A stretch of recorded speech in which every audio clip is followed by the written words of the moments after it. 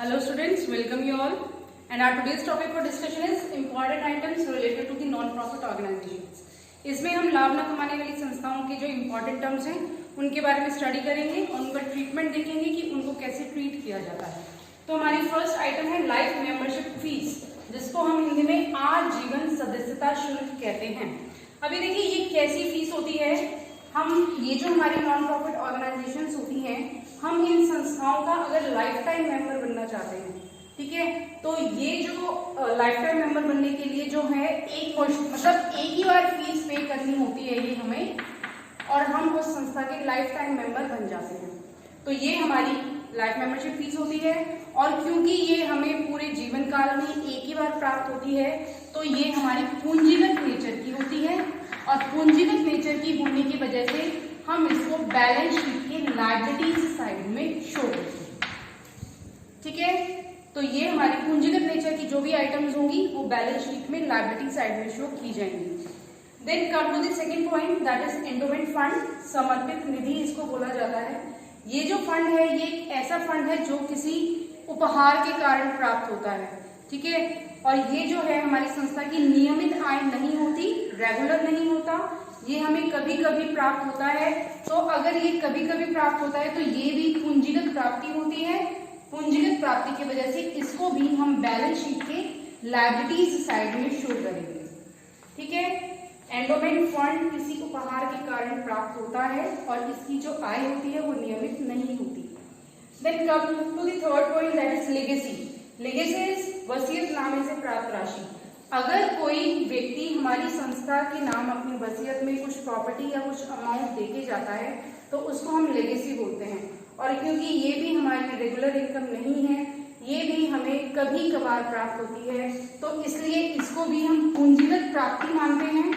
ये भी हमारी कैपिटल रिसीव होती है, और कैपिटल रिसीव होने की वजह से इसको भी बैलेंस शीट के लायबिलिटीज साइड में ट्रीट किया जाता है। ठीक है, तो this is legacy. Now next come to the fourth point, that is subscription, चंदा।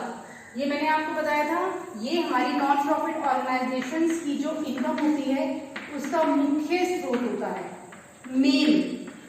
जो मेन उनको इनकम होती है वो सब्सक्रिप्शन से होती है, क्योंकि ये सब्सक्रिप्शन हमें जो हमारे मेंबर्स हैं उन मेंबर्स से प्राप्त होती है और रेगुलर बेसिस पर प्राप्त होती है। एनुअली हम उन लोगों से चंदा प्राप्त करते हैं, तो ये हमारी रेगुलर इनकम है। रेगुलर है तो ये रेवेन्यू नेचर की आइटम है, और रेवेन्यू नेचर की आइटम है तो हम इसको इनकम एंड एक्सपेंडिचर अकाउंट के इनकम साइड में दिखाएंगे। ठीक है, जितनी भी कैपिटल रिसीट्स होती हैं वो बैलेंस शीट में दिखाई जाती हैं, और जो हमारी रेवेन्यू रिसीट्स होती हैं उनको इनकम एंड एक्सपेंडिचर अकाउंट में शो किया जाता है। Clear. Next come to the donations, दान। अब ये कुछ कंपनियां, संस्थाएं जो हैं, कुछ व्यक्ति वो हमारी संस्था को दान देते हैं, तो अब ये हमें देखना है कि ये हमारा किस तरफ जाएगा। तो दान दो प्रकार के होते हैं, एक स्पेसिफिक, एक जनरल। स्पेसिफिक विशिष्ट दान वो दान जो पर्टिकुलर किसी विशेष उद्देश्य के लिए दिए जाते हैं, जैसे डोनेशन फॉर ऑडिटोरियम, कि वो जो हमें डोनेशन प्राप्त हुई है वो एक ऑडिटोरियम बनाने के लिए प्राप्त हुई है। तो इस तरह की जो स्पेसिफिक डोनेशंस होती हैं ये हमारी कैपिटल रिसीट होती हैं, और कैपिटल होने की वजह से हम इनको बैलेंस शीट के लायबिलिटीज साइड में शो करते हैं। क्लियर। देन हमारे हैं जर्नल, सामान्य दान। सामान्य दान वो होते हैं जिनका प्रयोग हम किसी भी उद्देश्य के लिए कर सकते हैं, कोई विशेष उद्देश्य इनका नहीं होता, हमें जहां भी जरूरत है हम इन पैसों का यूज कर सकते हैं। तो अब सामान्य दान में दो टाइप के, या तो लार्ज अमाउंट है या स्मॉल अमाउंट है। अगर अमाउंट ज्यादा बड़ा है तो हम इसको बैलेंस शीट के लायबिलिटीज में दिखाएंगे, क्योंकि हम इसको पूंजीगत प्राप्ति मानेंगे। ठीक है, और आयगत जो स्मॉल अमाउंट होते हैं वो हमारे रेवेन्यू नेचर के होते हैं, क्योंकि स्मॉल अमाउंट हमें प्राप्त होते रहते हैं। ठीक है, लार्ज अमाउंट कभी कभार प्राप्त होते हैं, इसलिए वो पूंजीगत होता है। स्मॉल अमाउंट रेगुलर प्राप्त होते रहते हैं, तो रेवेन्यू है, और रेवेन्यू है तो इसको हम इनकम एंड एक्सपेंडिचर अकाउंट के इनकम साइड में दिखाएंगे। ठीक है, तो ये हमारा दान हो गया। Next come to the 6th point that is entrance fees, प्रवेश शुल्क। अभी देखिए ये जो हमारी संस्थाएं होती हैं इनमें अगर कोई भी व्यक्ति इनका मेंबर बनना चाहता है तो एट द टाइम प्रवेश के समय हम उनसे एक फीस लेते हैं जिसको हम एंट्रेंस फीस कहते हैं। अब नए नए सदस्य आते रहते हैं तो ये फीस हमें जो है प्राप्त होती रहती है। तो रेवेन्यू है तो इसको इनकम एंड एक्सपेंडिचर अकाउंट के इनकम साइड में दिखाया जाएगा, ठीक है। लेकिन कई बार क्वेश्चन में हमें दिया जाता है कि entrance fees is to be treated as capitalised.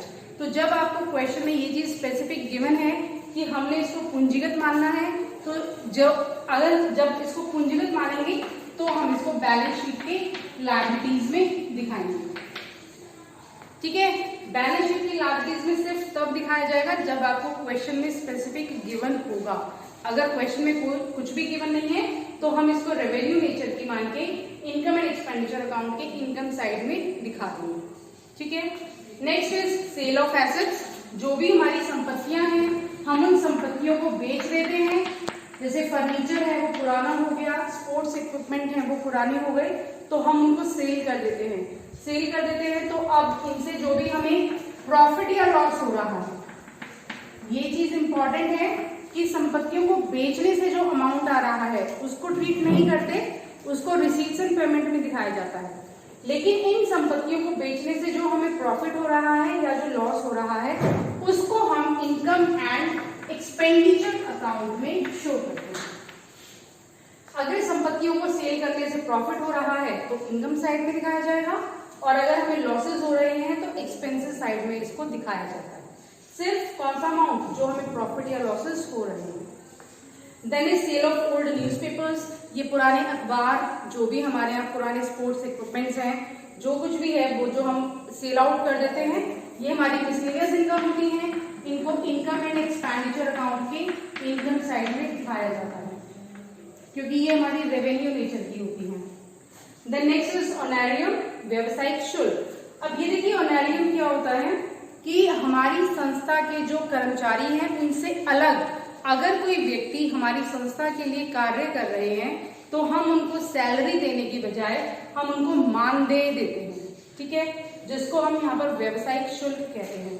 तो ये भी हमारा एक तरह से एक्सपेंडिचर है तो हम इसको कहाँ दिखाएंगे, इनकम एंड एक्सपेंडिचर अकाउंट के एक्सपेंडिचर साइड में इसको लिख दिया जाए। And then last is government aid. Government से हमें जो है एड प्राप्त होती रहती है, तो ये भी हमारी कहाँ पर दिखाएंगे, इनकम एंड एक्सपेंडिचर अकाउंट की इनकम साइड में इसको दिखा दिया जाएगा अगर हमें सरकार से किसी भी तरह की सहायता प्राप्त होती है तो। और अगर ये कैपिटल नेचर की आइटम है तो हम इसको बैलेंस शीट में दिखाएंगे, अदरवाइज हम इसको हमेशा इनकम एंड एक्सपेंडिचर अकाउंट के इनकम साइड में ही शो करेंगे। So these are the terms जो हमारी नॉन प्रॉफिट ऑर्गेनाइजेशन से रिलेटेड है और इन टर्म्स को इस तरह से ट्रीट किया जाता है। Thank you.